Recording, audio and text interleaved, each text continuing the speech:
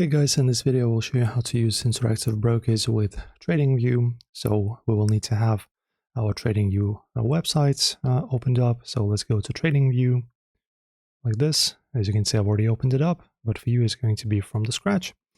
And then guys, of course, make sure that you have your account set up. As you can see, I already have mine. It's free, just register and you'll have an account.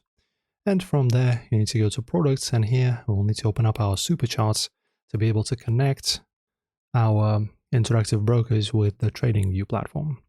All right, and then you'll be landed to this page. Then we will see this trading panel right over here.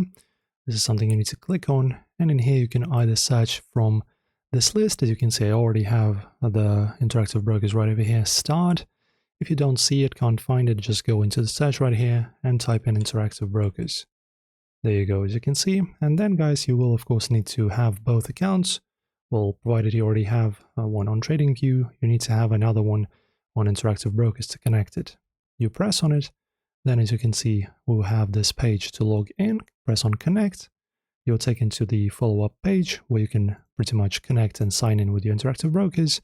So just provide your username and password, log in, and then you will see all of the charts and data pulled from your Interactive Brokers, and you can work together and yeah, pretty much merge this both apps together.